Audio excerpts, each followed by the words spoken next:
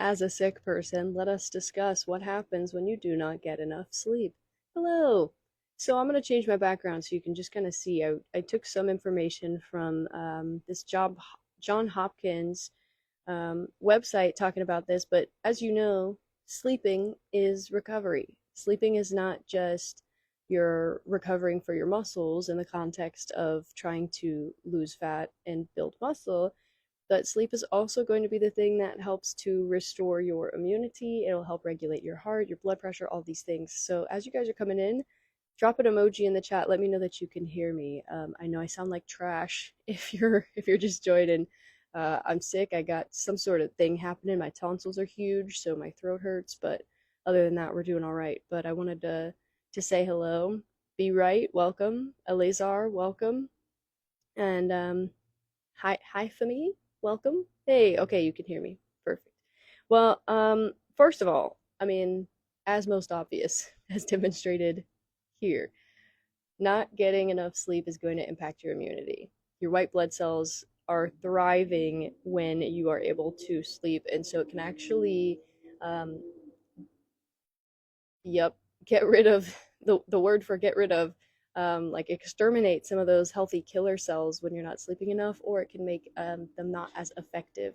And so, like, it's really important. I think I saw, yeah, on the John Hopkins, it's you're 3 times as likely to catch a cold if you haven't been sleeping, and especially if you're in the States right now, it's flu season, it's cold season, sinuses are going crazy. Remember, our bodies thrive on mucus. So if you're not sleeping, you are literally asking for this. So like immunity is a huge thing. Something that a lot of people don't know though is um, when you are going to bed and waking up at different times, even if you're getting the same amount of hours, it actually puts a little bit of stress on your heart. And so not getting enough sleep can cause increased blood pressure, which is a problem. Blood pressure, remember, is the essentially the amount of force that's happening per pump inside of your veins and arteries. And so, if you are having high blood pressure, it puts you at risk to not have good blood flow, and it puts a lot of stress on your heart. And I'm sure you know this. Your heart is a great reason that you're alive right now. So we don't want to stress her out. And heart disease too is a huge risk if you're not getting enough sleep as well. So um, I also saw something that was really shocking on the John Hopkins is um, an increased risk for colorectal cancer. So I haven't done any sort of research to see kind of where that statistic comes from, but I mean, the sleep is when we recover. So I mean, it makes sense in a way. And there's actually an increased risk for type 2 diabetes as well if we're not sleeping enough. And so if we're thinking about that's just like your health, but if we're talking about weight, you can see here on this little background when we don't get enough sleep because your brain wants the most simple, most effective means of fuel, it's going to crave the things that give it that. So you're going to have a lot of increased cravings for the sweet, the salty, the savory, as mentioned here. You're going to feel hungrier because your hormone called ghrelin is going to increase. That's the hormone that tells you you're hungry. And leptin is the hormone that tells you you're full or satiated. That hormone gets decreased. So you're going to feel hungrier. You're going to crave the wrong things. You're going to be more at risk for getting sick. You actually have a 50% higher risk of obesity. And I'm not sure if that comes from the sleep alone or if that's also correlated to not sleeping and then having these cravings. And if you're not sleeping, you're probably also not getting that activity that you need as well. And so when you can't control your appetite as well, it's going to make you so much less likely to be in control, and it's going to cause problems not just for your sleep, not just for your muscle recovery, not just for your fat loss, but for your health. And that's why I think it's important that I don't consider myself an influencer, I consider myself a coach, but influencers and people who have an audience online, it's really important to talk about not just what's the effect of losing body fat and looking good, right? Who cares how good you look if you're alive for 20 minutes? You know what I mean? So we're here for longevity. We're here so that our kids can watch us and learn from us, and we can be a grandmother sitting at the end of a table proud of the family that we've created. And if we don't get there, then what the heck was the point of trying to look hot all those years? It's so much more important than just losing body fat. It's maintaining your health. Um, and also, you guys, dementia is something that runs in my family as well. And so 33% risk increase if you are not getting enough sleep. It is crazy. Um, and you can actually age your brain if you're not sleeping well either. So all these things considered, it's really important to make sure you're getting enough sleep. Do as I say, not as I do, obviously. And this is what happens. Look, I'm not gonna lie. We were up till probably 2, even 3 a.m. after it's all said and done, playing video games, setting a horrible habit after the new year because we were up late. And so, no more. We're going to bed. And so I hope that this is helpful, and I hope this is a wake up call to maybe someone who's hopping on here wondering, well, why is sleep so important? And let's just cover it again. Sleep is important not just for your health, like we just discussed, but also for your fat loss and for your muscle building. Because sleep is when you're going to recover. So that's when your muscles are going to heal and then get larger. Um, I say get larger. It's not like it gets larger overnight. It's that you're healing and compounding and creating more tissue. And sleep is when that all happens. So if you're not sleeping enough and you're struggling to get your steps and you're struggling to get your nutrition and you're like, oh my gosh, I know I need a deficit. Look, I talked to a client about this yesterday. If you're not getting enough sleep, we literally have like nowhere to go.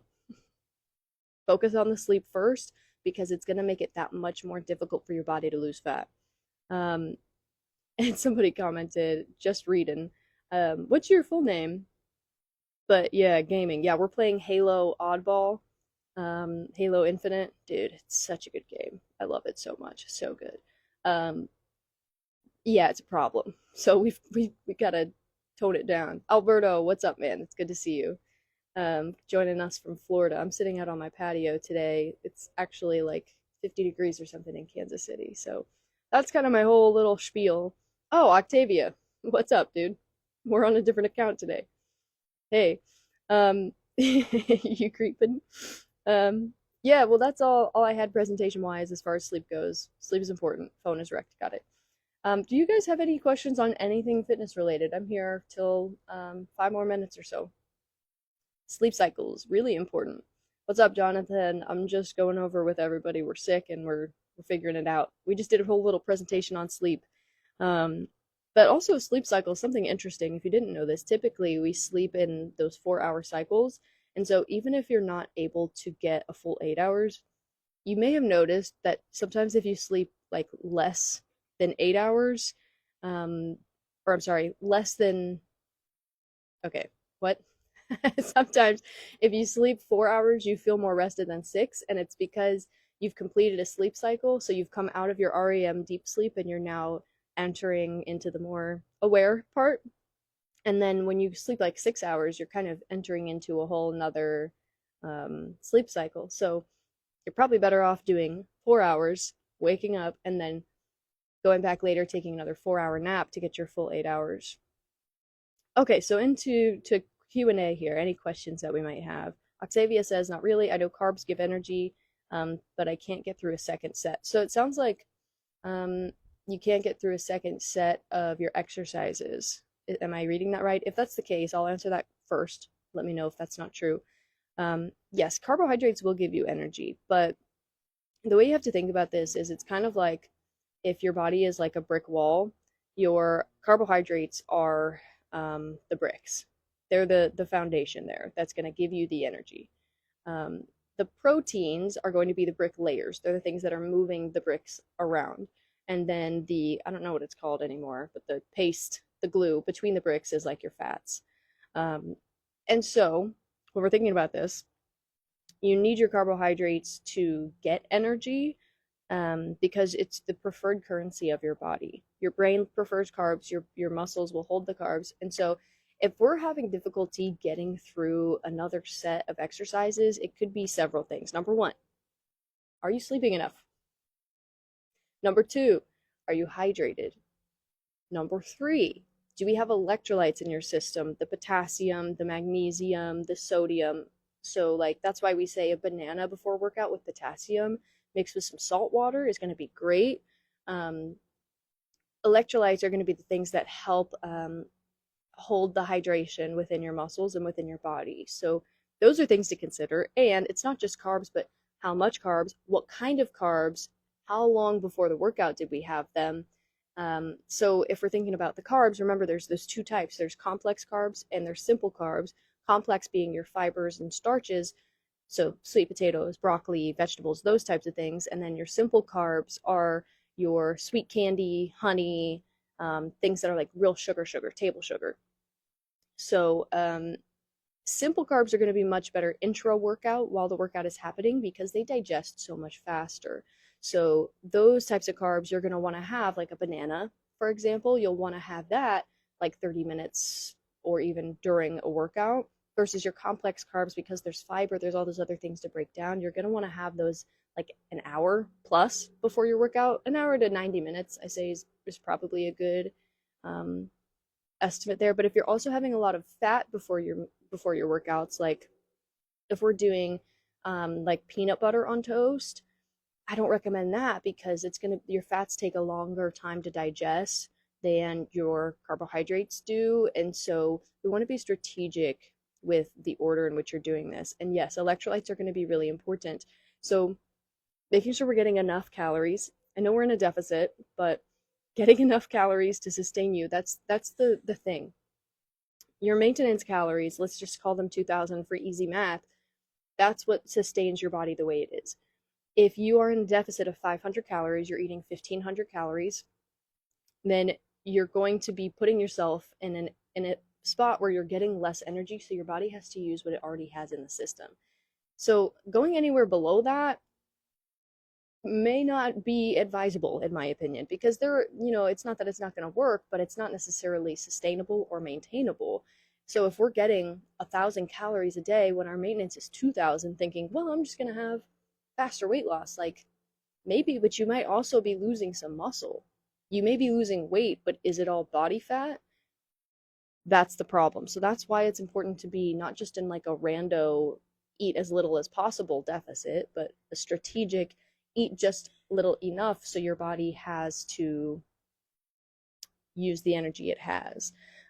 So if you're struggling to get through that second set, I would look at the first set. First of all, are we doing your reps and then taking 90 seconds of rest, or are you doing a set, sitting down, having a sip of water, and getting back up?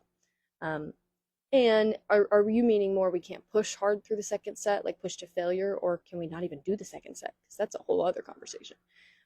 Yeah, and I get it. You've got a pound to lose. You want to lose it. I hear you. I'm understanding. But ultimately, you've also mentioned, I know personally that you've got a knee problem right now. So your body's also working on healing that. So taking it easy and just walking and making sure you're managing nutrition and getting hydration, getting whole fruits and vegetables, those vitamins and minerals, and then a lot of sleep is going to be so much better for you in the long term. So, um, yeah, and Octavia, if you're feeling weak, that might signify something else. You should never like do a set. It's not normal. It's not normal to do a set and then take your rest period and get up and try and do another set and then feel like I can't do another set. There's like I'm tired from it, and you should probably feel maybe a little tired from that first set, but it should never be that you can't get through it because you're too weak. So maybe we need to look at calories and figure out, are we eating too little? Do we need a little more? But guys, I gotta go. I hope that this was helpful, and I'll post this to my page as I always do. And for everyone who's still on, Eleazar, Abrar, what's up, girl? Alberto and Octavia, thanks for coming in. Thanks for asking questions. And we'll still be here next week, Friday noon, or Friday 1 p.m. Central Time. Cool. Talk to you soon.